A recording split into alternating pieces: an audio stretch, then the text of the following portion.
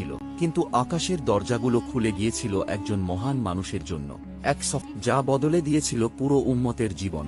কি ঘটেছিল সেই পবিত্র মিরাজের রাতে? কেন এই সফর আজও কোটি কোটি মানুষের হৃদয় কাঁপায়? শেষ পর্যন্ত দেখুন, কারণ এই গল্প শুধু ইতিহাস নয়, এটি ঈমানকে জাগিয়ে তোলার এক অলৌকিক মুহূর্ত। গভীর রাত, চারদিকে নীরবতা।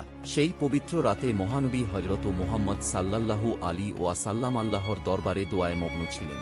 হঠাৎ আকাশ ভরে গেল উজ্জ্বল নূরে। ফেরেশতা হযরত জিবরাইল বোরাক নিয়ে উপস্থিত হলেন এবং শুরু হলো মহান মিরাজের সফর। প্রথমে তিনি বায়তুল মুকাদ্দাসে পৌঁছালেন এবং সব নবীদের ইমামতি করলেন। তারপর একের পর এক আসমানের দরজা খুলতে লাগল। প্রতিটি স্তরে নবীগণ তাকে ভালোবাসা ও সম্মানের সঙ্গে স্বাগত জানালেন। অবশেষে তিনি পৌঁছালেন সিদরাতুল মুনতাহায়, যেখানে গিয়ে জিবরাইল বললেন, এরপরে আমি আর যেতে পারবো না। এরপর নবী একাই আল্লাহর নুরানি দরবারে উপস্থিত হলেন। সেখানে আল্লাহ তাআলা তাঁর উম্মতের জন্য নামাজের মহামূল্যবান উপহার দান করলেন। এই অলৌকিক ঘটনা আমাদের শেখায়, আল্লাহর প্রতি সত্যিকারের ভালোবাসা ও ঈমান মানুষকে সর্বোচ্চ মর্যাদায় পৌঁছে দেয়।